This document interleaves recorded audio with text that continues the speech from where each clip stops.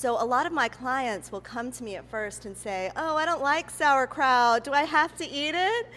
And after they begin having some other fermented foods like fermented sodas and kind of these gateway fermented foods, nerd alert.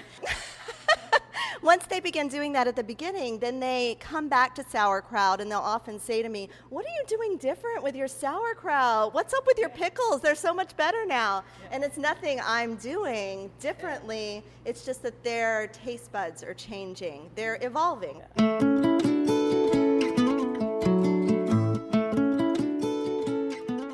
From the Weston A. Price Foundation, welcome to the Wise Traditions podcast for wise traditions in food, farming, and the healing arts. We are your source for scientific knowledge and traditional wisdom to help you achieve optimal health.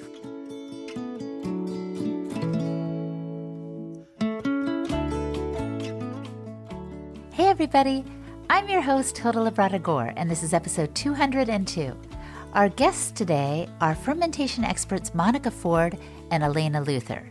Monica is the Real Food Devotee who started the first real food delivery service in the nation, and maybe the world. She collaborates with local farmers to bring the best of healing, nutrient-dense foods to those she serves in Southern California, and she is a frequent speaker on fermentation across the country. Elaina Luther is the founder of Culture Club 101, which is a learning center, specialty store, and beyond organic nourishing café in Pasadena, California. She, too, is an expert on nourishing diets, alternative health treatments, and fermentation. On today's episode, together we cover the gamut when it comes to ferments. How do they boost our health? Can you ever eat too much of them? What does die-off look like? Which are the best ferments to incorporate into our diets? And what's the deal with kombucha? Is there too much sugar in it for it to do us much good? Elaina and Monica answer these questions and more. Plus, they dive into a variety of conditions like eczema and fungal infections that they've seen get resolved thanks to the power of ferments. Before we kick off the show, I want to give a quick shout out to our sponsor, Ancestral Supplements. Grass-fed kidney by Ancestral Supplements, putting back in what the modern world has left out. New Zealand-sourced nose-to-tail organ meats and bone marrow and kidney in convenient gelatin capsules. Our family loves these supplements, so order yours today at ancestralsupplements.com. And please support the Weston A. Price Foundation fundraising drive this month. If you enjoy this podcast, you need to know that this is only one of the many projects that the foundation takes on. We offer resources in Spanish. We support a Real Milk campaign in favor of raw milk and consumer choice, and many other educational endeavors. So give a gift of any size now through the Donate Now button on the website, westonaprice.org. And thank you. Oh, and P.S. This conversation was recorded in front of a live audience at Culture Club 101 this past July. This is Holistic Hilda, and you're listening to Wise Traditions. Welcome to the Wise Traditions podcast. Woo! It's live. Thanks to those of you who are here in person, and hello to those of you who are watching through Facebook Live. I'm your host and the producer of the show, Hilda Labrada Gore, also known as Holistic Hilda, and this is a special edition with my friends, fermentation experts Elaina Luther and Monica Ford. So happy to have you guys. Yeah. Thank you, Hilda. We appreciate you being here. Thank you. You know, I'm so happy to be here. I can't wait for this discussion. Well, I love talking about fermentation because it is something that is effervescent and kind of magical, and the way it improves our health is fantastic. So the first thing I want to ask you guys is, tell us some of the benefits. Ferments are all the rage. So tell us some of the benefits of fermented foods. Well, most people know that it's, people are hearing the word microbiome. So people are understanding that having good beneficial bacteria in your gut is good for your microbiome. It's good for your immune system. It's good for your hormones working properly. Monica, do you want to add to that? No, I think you covered most of it. I am just remembering that there's this really interesting study out right now about a benefit of fermentation that I hadn't thought of before, hadn't read about. It's a study out of King's College in London that says that sauerkraut, so fermented cabbage, is the most powerful food Viagra we have. Oh. Which I thought was an amazing benefit of fermented foods and kind of makes sauerkraut a little sexier than we ever thought it was, even as nerds. So fermented foods, and actually sauerkraut in particular, is the most powerful Viagra, right? Is that for men and women? I think it was only tested on men.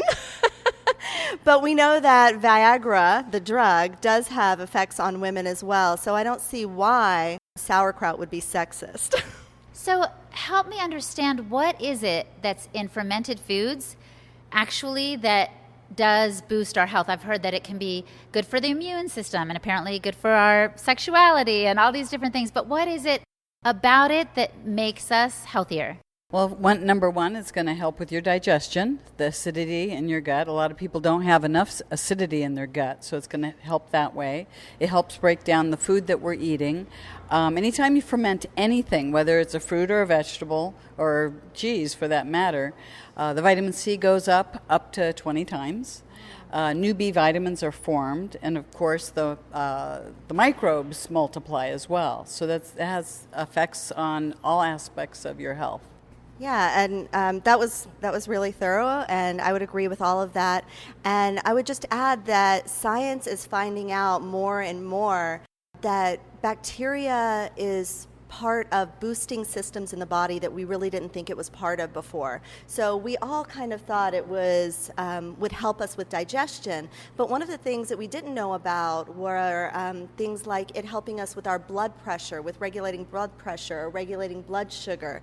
So because we're mostly bacteria, I guess, it's going to affect so many different systems in the body, and so much is being discovered every day by scientists.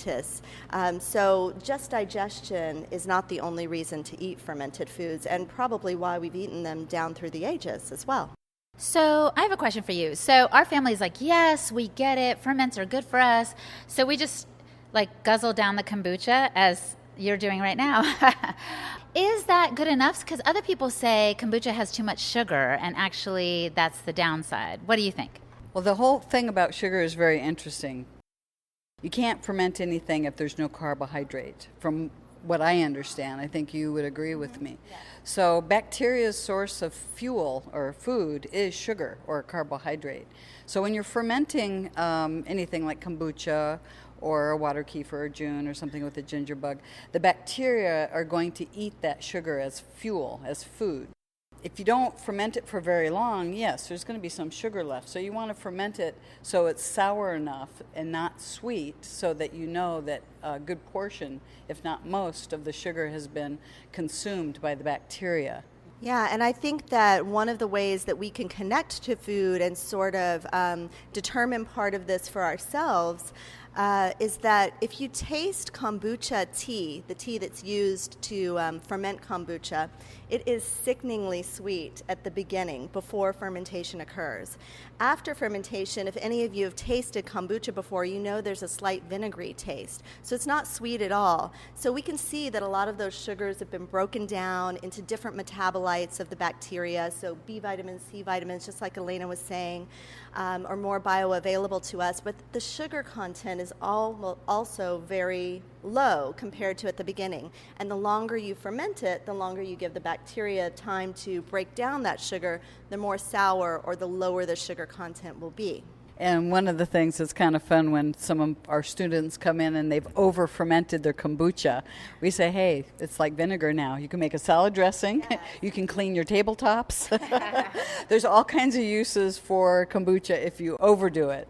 Well, and honestly, I feel like a lot of us crave sour things. My sister, when I was growing up, used to literally like pour vinegar in a bowl and just drink it. And I wonder if that's really a craving for ferments. What do you think about that? We have sour receptors. And it's interesting because when in my store, we have a lot of families, and they'll bring in their children and their babies, and they'll give their baby a little bit of kombucha or a little bit of sauerkraut juice. And it's so cute with the children because they'll go, and then they'll go, because they want more. They actually want more. And the younger the children are, the more receptive they are to it. I think as kids get older and older and older, they'll start having distinguished taste away from that. But we do have sour receptors, and the younger a person is as a child, the more ready they are to drink it and actually start wanting it and asking for it. Yeah, and I would also say one of the hopeful things is that even though through the food that's available in most of the grocery stores right now, which is laden with sugar, a lot of our sour receptors kind of go to sleep, go into hibernation, but we can awaken them by beginning to eat sour foods or fermented foods. So a lot of my clients will come to me at first and say, oh, I don't like sauerkraut. Do I have to eat it? And after they begin having some other fermented foods like fermented sodas and kind of these gateway fermented foods, nerd alert. Once they begin doing that at the beginning, then they come back to sauerkraut and they'll often say to me, what are you doing different with your sauerkraut? What's up with your pickles? They're so much better now. And it's nothing I'm doing differently. It's just that their taste buds are changing. They're evolving, really. And the other thing is, as the gut microbiome becomes favorable to those bacteria actually communicate to the brain and actually give you what you're craving. So a lot of people, when their microbiome improves, they'll say, gosh, I used to go to this restaurant and I used to have a favorite meal with a dessert, and now it's gross. It's so sweet, I can't take it. And to which I say, well, they didn't change. It's doubtful they changed the recipe. It's your taste receptors are changing because those pathways of the bacteria to the brain are changing. Those messages are changing, which is wonderful because you don't have to force yourself to eat these things. You naturally will start craving them. You know, we're 1% human and 99% bacteria, so. And the bacteria knows what it wants and needs. Yeah. So we've been throwing around the words, kombucha and sauerkraut and pickles. I know you guys may have heard these words before, but my question to you all is, tell us about some ferments or some unusual ferments that you've come across, maybe. Tell us more about what ferments are available to us and which are like the strangest you've ever seen. Well, one thing that was interesting to me, and I think Elaina too, because we collaborate often and sort of brainstorm fermentation together. But one of the things that was interesting to me was that you can ferment almost anything. So the foods that we've kind of grown up on, that wouldn't it be nice if they were probiotically rich as well, like sriracha sauce, which we both make and ferment, or chili verde sauce, or raspberry sauce, which is more of a dessert, but it can be probiotically rich as well. So those kind of things really surprised me, that we could still have our nostalgic foods and they could be healthy as well. But a really interesting one that's fermented, that's always been fermented, is coffee beans. That really surprised me because I didn't detect necessarily before I read that fun fact that coffee would be fermented. It didn't have that taste to me, but it is. It is a fermented food. Yeah, coffee, most people don't know, is a fruit. It's a cherry. Oh, really? So it has, it has several layers, and they call it the mucilage. But yeah, that's a fermented food. Chocolate and vanilla are both fermented foods as well. So I hope you all are writing down questions, and please, those of you present here, write down the questions you may have that we can stump the experts with, or your comments. We welcome them as well. So my question to you is there such a thing as taking in too much fermented food? I mean, I wouldn't worry about it being injurious to you, to your health. However, this is kind of how I'll describe it. If your gut microbiome has a lot of undesirable microbes, and you're trying to turn that around, and you start flooding your system with the good bacteria, well, there could be a little bit of a war as the good bacteria crowd out the undesirable bacteria. So people could have, some reactions to that. If they're concerned about it, then they should start very slow and increase over time so they're more comfortable. Surprise the enemy. Surprise. I really like that description. I would totally agree with Elaina. And now we're seeing also some things like SIBO and some other conditions that are much more prevalent now than they used to be. And those can be really affected. In other words, you can really feel the symptoms of discomfort and die-off when you have fermented foods with these kind of conditions. So in those situations, for a time, you may have to do some sort of elimination diet and healing protocol before you can move into fermented foods. Yeah, I would agree with that. I have a little story to tell. So I remember one night I was remembering how there's so many probiotics in one spoonful of sauerkraut. So I just added it to my organic, nitrate-free hot dog. And Pasture-raised. yeah, I'm sure it was. So anyway, so I had this. I was really excited. And then that night, I was like super anxious. I was preparing for a big trip, but I told my husband, oh my gosh, I could die down there. And I started having this huge reaction. I realized I'm not normally an anxious person. I think I didn't surprise the enemy. I put too much down there, and so there was this big reaction. Because there's a brain-gut connection, right? Can you speak to that a little bit? Well, the bacteria send messages to the brain, period. I mean, from what I've read and what I know, they pretty much run the show. If you think about, we have trillions of cells, and in all of our trillions of human cells, we have mitochondria. Mitochondria are not human. They have their own DNA. And each cell in our body will have anywhere from 200 to thousands of mitochondria. Mitochondria, like in the brain and the heart, there will be more. It requires more energy. The mitochondria, in case people don't remember Science 101 or Biology 101 in high school, create the energy. 95% of the energy that our body runs on are by the mitochondria. But why were my mitochondria? I do remember my Biology 101. Why were they sending these anxious signals? Well, I don't know that we could say specifically with this information, but I would say that was a die-off effect, and why it manifested in anxiousness, I don't know. However, I would also point out that there are many good bacteria like lactobacilli that produce serotonin in the gut, which is a calming chemical. And bacteria also produce a wide span of these cat chemicals or calming chemicals. So if you were having a little bit of a war down there, killing off some of the opponent bacteria, then you may have experienced a lowering in serotonin or other cat chemicals, which may have caused you to feel anxious in that moment. So maybe that was just your die-off effect. You didn't have bloating or diarrhea or a headache. You just got super anxious, so which I believe is normal in that situation. And I was going to an earthquake zone. I was, actually. So that might have been part of it, too. Maybe that was rational. Rational fear. I don't know.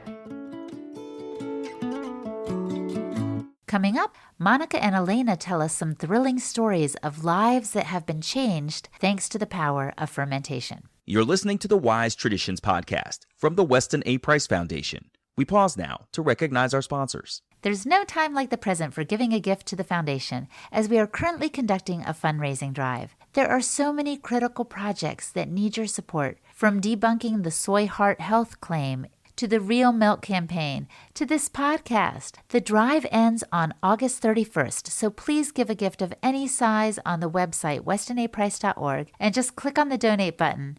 Donate now, and thank you. And Grass-Fed Kidney by Ancestral Supplements. Ancestral Supplements offer New Zealand-sourced, nose-to-tail, organ meats, bone marrow, and kidney in simple, convenient gelatin capsules. There's an old Comanche narrative that has been retold for generations about a young man who loved his wife so much that when she died, he fed her the fresh kidney of a buffalo, and then she came back to life. This tale has remained with the Comanche people to serve a greater purpose, to pass on the wisdom of feeding kidney to those who are ailing. There are many accounts of our ancestors taking an animal. The young and the warriors favored liver and heart, while the ailing, frail, and the old received kidney to build strength, immunity, and vitality. Kidney provided concentrated amounts of kidney-specific proteins like B12, selenium, and DAO that are now absent from the modern diet. This nourishment is known to support kidney, urinary, thyroid, and histamine health. So visit ancestralsupplements.com to see what they can do for you. Ancestral Supplements, putting back in what the modern world has left out. This is Holistic Hilda, and you're listening to Wise Traditions. That was a sad story about die-off that wasn't good. Tell us a positive story of maybe someone's health who you maybe witnessed improving as they added ferments to their diet. Well, I can give my own testimonial, and it goes along with a lot of my customers that come into my store, and that is when I embarked on this whole journey, I had systemic candidiasis, which is a fungal yeast infection, but I had it in my bloodstream, I had it in my skin, and had it for like 20 years. And so eating fermented foods along with helping the resiliency of my gut lining with bone broth and saturated fats, good animal fats, definitely completely turned it around. Absolutely have zero yeast or candida, period. And that, if anybody out there probably can relate to this, gives you terrible brain fog and other symptoms that are really unfriendly symptoms. So for me, and then there's a lot of people that I've talked to who've experienced similar results with, overgrowth of candida. Yeah, that is amazing. And we both have so many stories like this because working with people with traditional foods, it's amazing how not only they heal, but they become empowered because they're the ones administering the medication, so to speak, the meal that is then healing them, So they're really healing themselves, which is another level of amazingness. So one little story I would share is this little boy. He was about 4 months old, and he was covered in eczema. His arms were covered, and they were weeping, red sores, and he would cry all night. So the parents were also super tired and distressed as well. And it's really hard to see a child in that much pain and just frustration. He would scratch himself too. So we started adding just a little bit, just in a dropper, a little bit of sauerkraut brine to his breast milk. And he cleared up within about a month. We started seeing signs of it clearing up really quickly within the first week, but by the end of the month, he just had that beautiful baby skin, and it was amazing because the parents could sleep then, he could sleep then, so eczema is something that we don't actually have a medical cure for right now, but this worked really well, and they had gone to doctors, of course, and tried everything else. So it's really empowering and also healing, physically healing, mentally and spiritually as well. And another testimony for kombucha for skin problems. It works really well. It puts bacteria back on the skin, and a lot of people get benefit from actually using kombucha as a toner for their face, or put it on rashes or itchy places that they have. It's really quite incredible. I'm just thinking, and then when they sweat, it must taste really good if it drips into their mouths. I don't know. So there's a question here that I wanted to get to too. So thank you, those of you who posted it, about the whole controversy about supplements and if these live bacteria in these fermented foods actually make it to the gut. Have you heard about that? Some people say probiotic supplements are better than fermented foods because these supplements, some of them guarantee that it'll get all the way down to the gut, whereas the stomach acids may destroy or kill the bacteria in the kombucha. So please address that if you can. Well, I can tell you what doesn't make it to the gut will act as a prebiotic, and especially the fiber in the vegetables. I mean, the best environment you can give your gut for a good home for bacteria to grow and flourish is in the fiber of vegetables.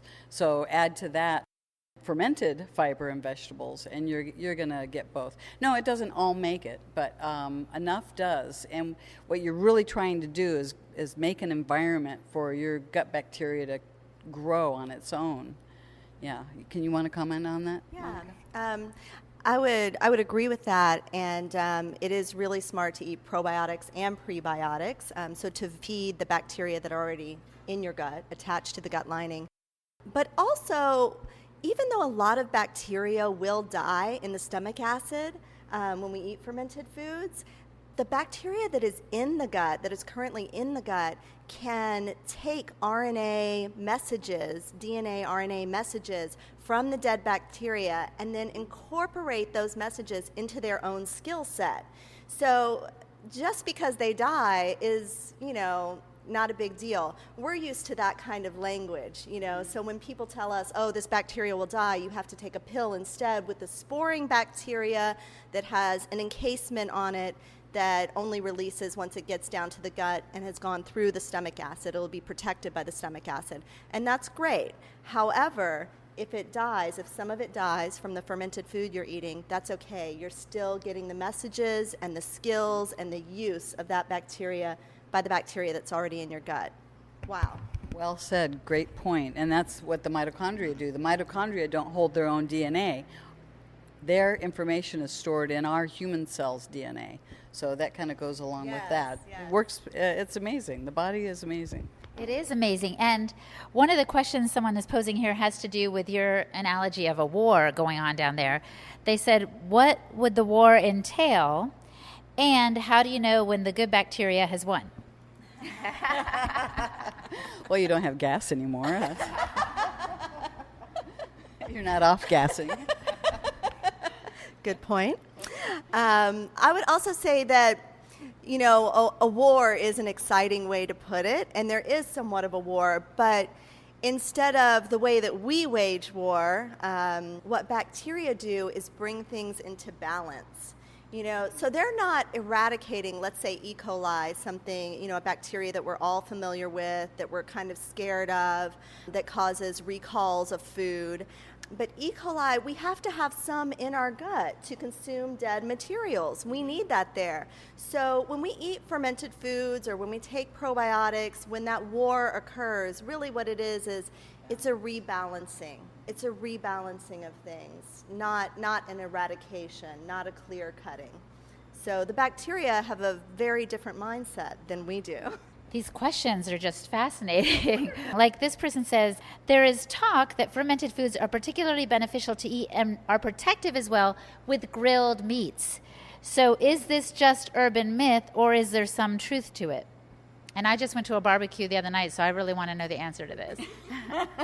Yeah, I haven't read any scientific data on that, so I don't know specifically if that's true, but I would say that fermented foods do boost the immune system's functions, and they do detox the body. So a lot of bacteria will just consume toxins and actually be excreted out of the body.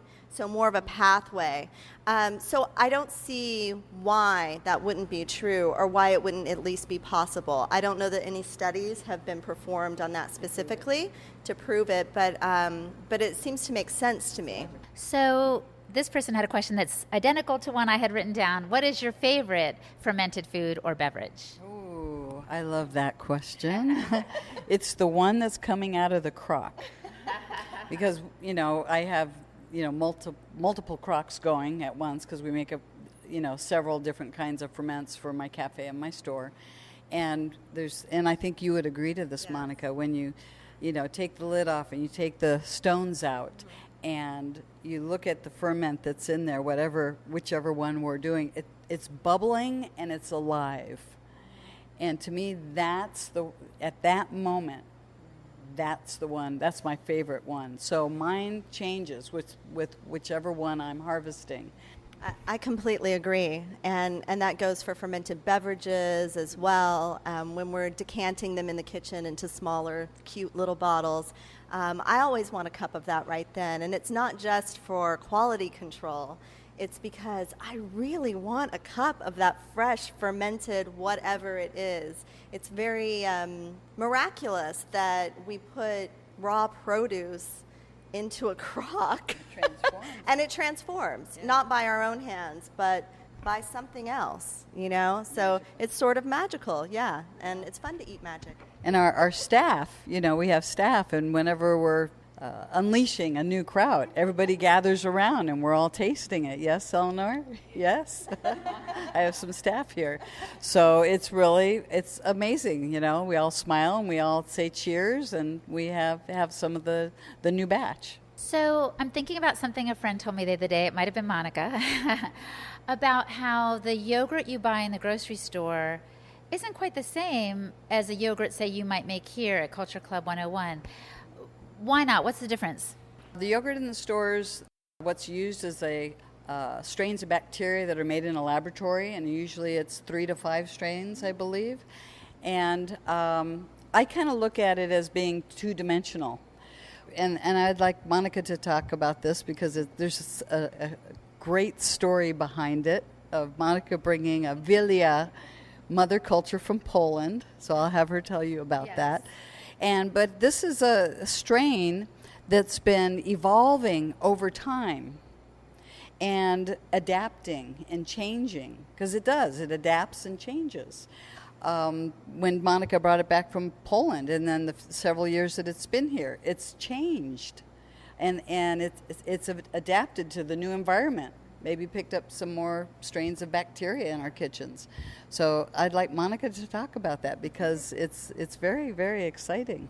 Yeah, I would say that both Elaina and I weren't super turned on by yogurt until we had this particular yogurt culture.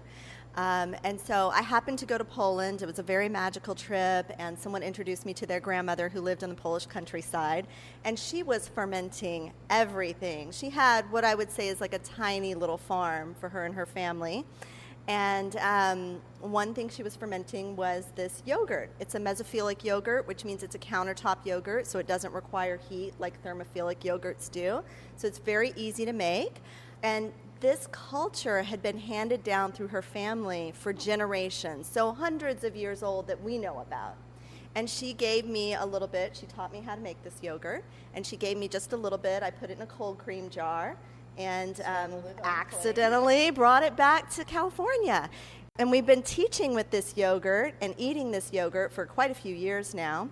But what's really cool about it is that traditional yogurts are fermented for 8 to 24 hours, whereas commercial yogurts right now on the market, most of them are fermented for an hour or less, and they're fermented with freeze-dried cultures. So these cultures are usually lab-derived, so they aren't quite as powerful. There's a reason for that, because most of the regulatory agencies don't want to have a lot of bacteria, and that means good or bad bacteria.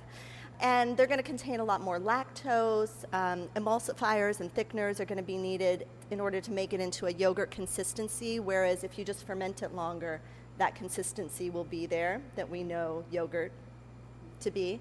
So it's really interesting, and it makes that yogurt with that culture that I've now had for a decade to be so much more superior and so much more digestible, particularly for people who are having a problem tolerating lactose, for instance. Yeah, so it's fascinating. Also great for the skin, and has been used for many other things that we'll not mention. You don't eat it, you wear it. That's right. So I was a doula and a childbirth instructor for many, many, many years, and when women get yeast infections, I tell them, don't eat the yogurt, wear the yogurt. That's all we need to know for right now. So I have 2 more questions for you. Are there any negative effects for individuals who consume loads of sugar and also loads of kombucha?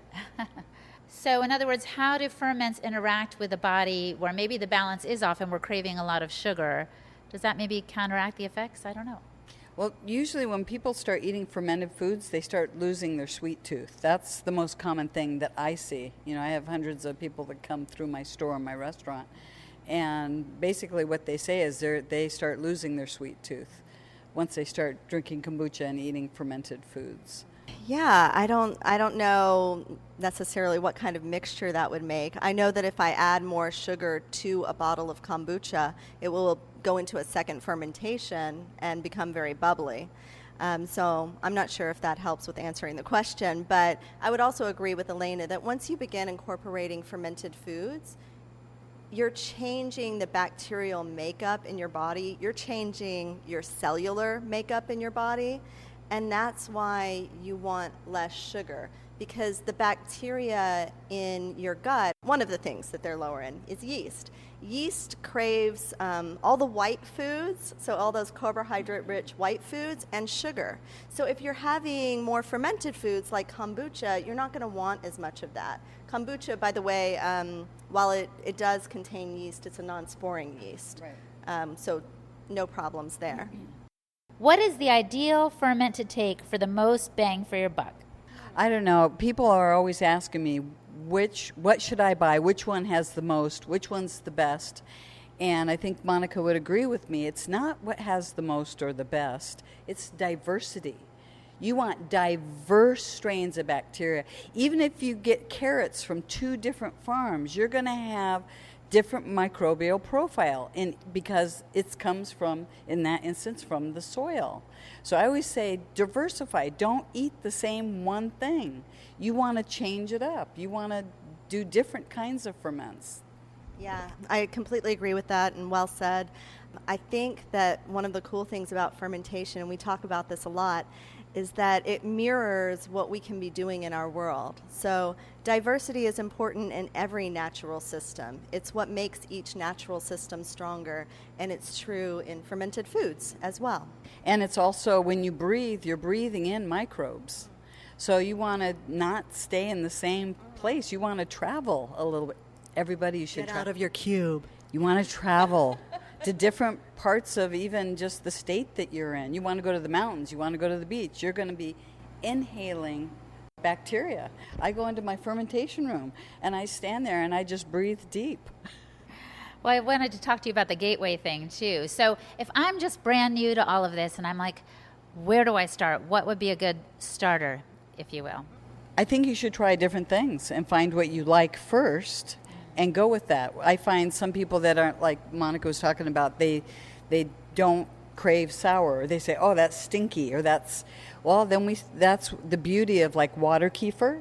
Like for some people, the kombucha is too sour. It's too much for them. So we start them on a water kefir or fermented raspberries, something like that, or fermented chili verde sauce. We start them on things that kind of remind them more of a conventional kind of food. Or we both make a sauerkraut that has no cabbage. It's carrots, jalapeno, and onion. And that's not stinky at all, and not too sour, more spicy. So we like to start people on things that they like, and as their taste for sour develops and gets stronger, after a while they're eating that stinky sauerkraut. Yeah, I completely agree with that. And it's interesting in different cultures what we think are stinky and not stinky. You know, like I love a nice hunk of stinky blue cheese. I mean, I will eat the whole thing. But I know also that Eskimos, for instance, I don't know how many of them are doing this now, but the native people there 50 or 100 years ago would ferment their fish in the ground for over a month until it became liquefied through fermentation, or what some people might think is rotting. And so for me, that is not appetizing. That's stinky to me. I might need some gateway foods to get into that. But you know, it's all from our own perspective. So I think whatever perspective someone's coming from, as Elaina said, we'll choose that item, and then, you know, like a good drug dealer, just usher them in slowly. So I want to ask you the question I often pose at the end. If the listener or the attendee could do one thing to improve their health, it doesn't have to be fermentation related, but if you could just recommend that they do one thing to improve their health, what would you recommend that they do? And let's start with Monica this time. Well, if it doesn't have to do with fermentation, I would say to be open and ready to just connect with the moment. And whether that moment is trying some new fermented food, like, you know, maybe rotted fish, just be open to that, you know, be open and ready to connect. We always say in our classes that fermentation is part science and part art. So it's not like other recipes. We're not just putting something in there that we're later going to eat. What we're doing is putting something in there together so that bacteria can create something else for us, something completely different. So being open to the possibility that something beautiful can be made by me leaving food out on the counter. Yeah, it's a new mindset. Very well said. I would agree with that, and then I would just maybe add a little, food should be an adventure. You know, people get tired of eating the same thing. They lose their enthusiasm. Especially here in America, we have every ethnic food at our fingertips 24/7. Every food that's around the entire world we have available to us. So when people come in, and Monica and I both experience this with new customers, is food becomes an adventure. And they become open, and they start cooking, and they start fermenting. Yeah. And it's, you know, their eyes brighten up, and it's exciting for them. So I think maybe looking at, you know, food as an adventure, life should be an adventure. I agree wholeheartedly. So let's thank our guests, Monica Ford and Elaina Luther. Here's to your health.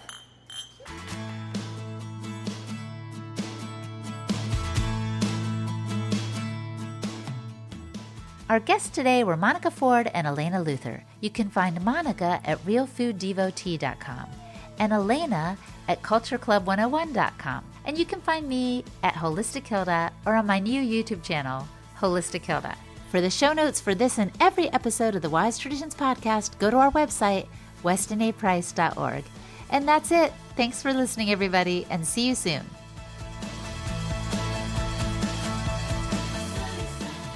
Wise Traditions is a project of the Weston A. Price Foundation for wise traditions in food, farming, and the healing arts.